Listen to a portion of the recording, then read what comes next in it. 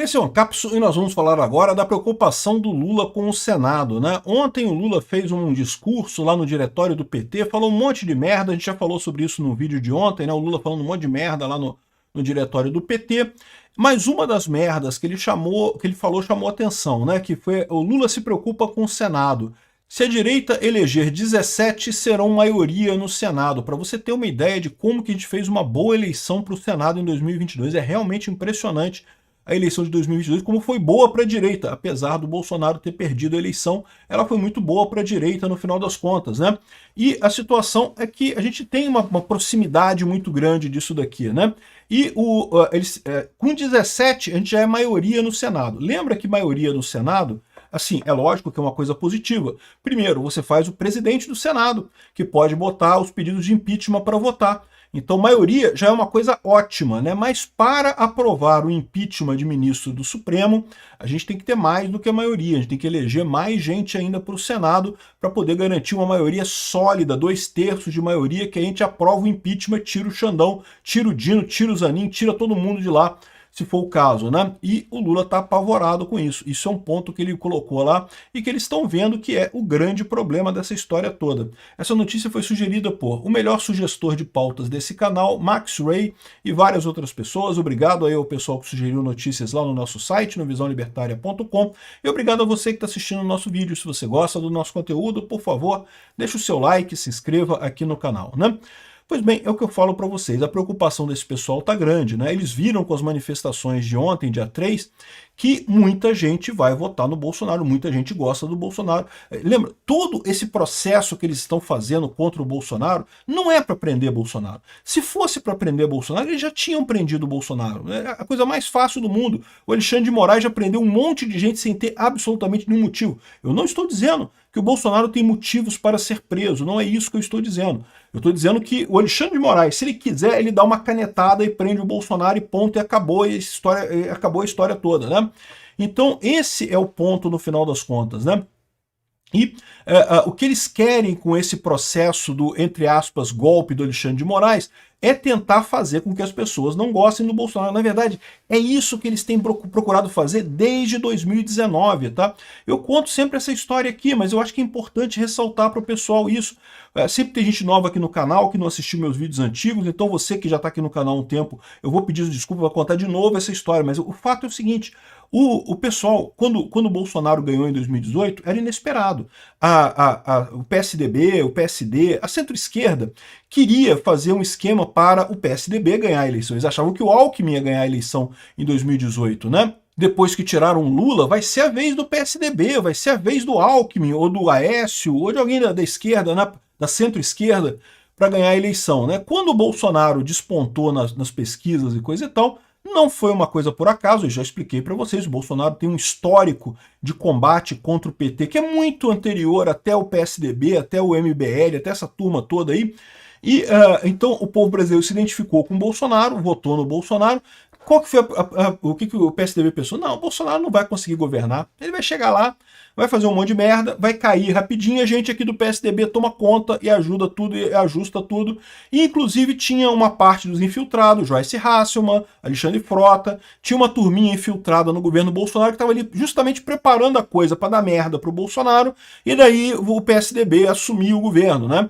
Talvez deixasse o Bolsonaro como figura do governo, mas o PSDB assumindo de fato o governo do país, né?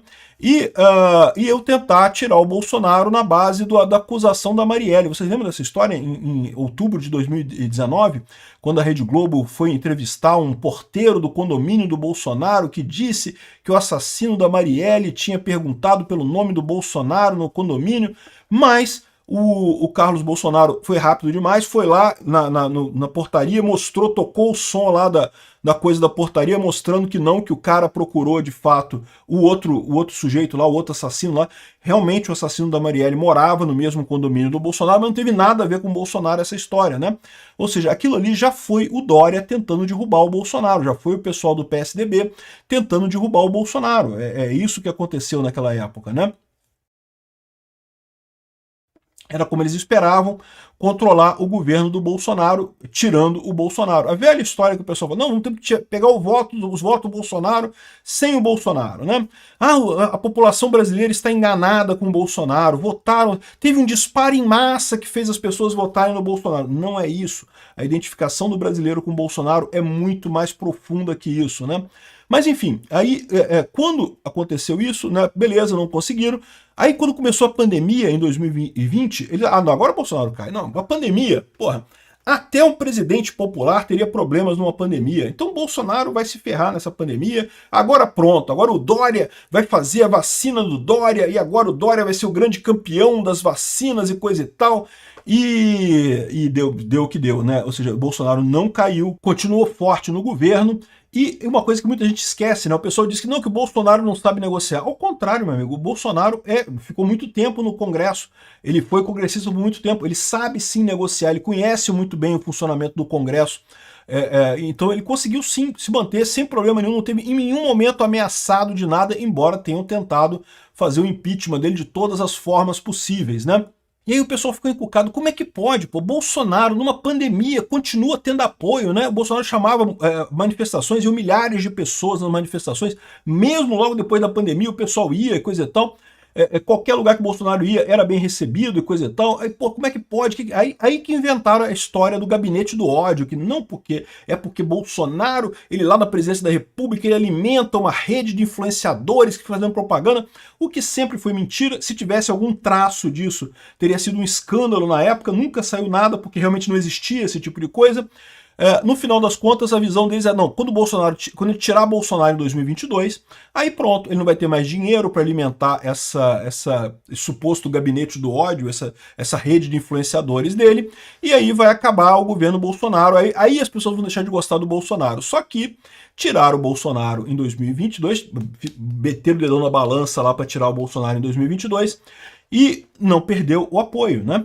Então eles continuam com essa ideia de que não, que Bolsonaro não pode, Bolsonaro é inaceitável, tem que gostar do Aécio, tem que gostar do Alckmin, não pode gostar do Bolsonaro, eles querem fazer, tem que gostar do Dória, como é que pode? A gente contrata milhões de pessoas em marketing, consultores e agências e não sei o que lá, e a porcaria do Bolsonaro vai lá com uma prancha de surf dando entrevista e consegue chamar mais gente do que a gente, que negócio é esse, como é que pode, né?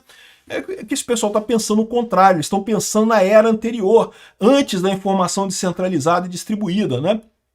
E esse que é o problema desse pessoal. Eles continuam com o paradigma de que se você tiver uma equipe de marketing com não sei o que lá e coisa e tal, que você vai conseguir fazer e acontecer. E eles não começam a perceber que o que está acontecendo com o povo é justamente uma ojeriza a esse sistema de dominação de equipe centralizada, de Rede Globo, de centralização de propaganda e coisa e tal. É exatamente, cara, o pessoal rejeita esse tipo de coisa, né? O pessoal quer autenticidade, quer a coisa espontânea, que é o que o Bolsonaro faz. Então, quando eles tiraram o Bolsonaro em 2022 e ele não perdeu o apoio, aí o pessoal apavorou. Não, como é que a gente vai fazer para tirar o apoio do Bolsonaro? Aí acusaram ele de importunação de baleia, roubo de mexerica, sei lá o quê, de falsificação de cartão de vacina, um monte de coisa que não tinha lógica nenhuma, né? Nada de nada, e não conseguiam tirar a popularidade do Bolsonaro. Aí inventaram a história do golpe, porque... Vamos combinar, não teve nada naquele negócio, né? O protesto do dia 8 de janeiro foi um protesto que deu errado, evidentemente, mas não teve nada de golpe, não tinha nenhuma chance de acontecer golpe ali, né? Mas inventaram o golpe do Bolsonaro, decidiram que vão condenar Bolsonaro. Esse é o plano do PSDB, do PSD, da galera com dinheiro do Dória, da galera com dinheiro ali do PSDB, que tá abastecendo Alexandre de Moraes para ele condenar o Bolsonaro, porque aí eles conseguem a terceira via. Não que aí a gente vai ter a terceira via, que vai ser uma maravilha, que vai aparecer o Aécio, vai aparecer o Dória e vai ganhar a eleição brasileira em 2026 porque não vai ter o Bolsonaro. E não vai acontecer isso, a gente sabe que não vai acontecer isso, né? E aí, esse pessoal agora viu que deu problema, né? Ainda mais agora eles viram que deu problema. A direita está mais viva do que nunca, né? O bolsonarismo está mais vivo do que nunca. Com as manifestações de ontem, mostrou que, olha, não fez nenhum arranhão na imagem do Bolsonaro essa história toda. Eles estavam achando que isso ia prejudicar Bolsonaro e coisa e tal, e não vai acontecer isso não. Agora, o Lula está apavorado com a questão do Senado. Porque o que eu falo para vocês, a solução desse problema todo sempre esteve aqui no Brasil mesmo. A gente não precisava do Trump. Se o Trump não fizesse nada, a gente conseguiria resolver esse troço do mesmo jeito. Agora, é verdade, temos que agradecer o Trump porque ele está resolvendo esse problema de forma mais rápida. Né? A gente conseguiria resolver do mesmo jeito como? Né? Elegendo o Tarcísio em 2026, o Tarcísio troca 3 ministros do STF, fazendo um bom Senado em 2026, a gente troca mais um via impeachment, e aí pronto, já temos maioria no STF, já dá para desfazer todas as lambanças que esse pessoal fez. Qual que é o problema dessa estratégia nossa que a gente ia acabar fazendo? Se não fosse agora em 2026, ia ser em 2030, 2034, ia acontecer inevitavelmente, porque a direita está crescendo no Brasil cada vez mais. Não tem esse negócio. O Lula teve que fazer tudo que podia e mais algumas coisas que não podia para ganhar em 2022. Não consegue repetir isso. Vai acontecer a mesma coisa que aconteceu com o Biden lá nos Estados Unidos, a mesma coisa que aconteceu com Alberto Fernandes na Argentina. Não vai conseguir se reeleger, né? E a direita voltando, vai voltar com mais força no final das contas. E aí, o que acontece nessa história? O problema é que, para trocar os 3 ministros do STF, isso só vai ser trocado no ano de 2030. O último ministro que sai em 2030. Acho que é o Gilmar Mendes, eu não tenho certeza não. Mas é um dos 3 aí que vai sair só em 2030. Aí o que acontece? Só em 2030 a gente conseguiria resolver esse problema, que é o quê? Inocentar Bolsonaro completamente, acabar com todas as acusações contra ele, acabar com essa idiotice de censura às redes sociais que o Alexandre de Moraes vem fazendo, e depois acabar com a questão da impunidade do Lula.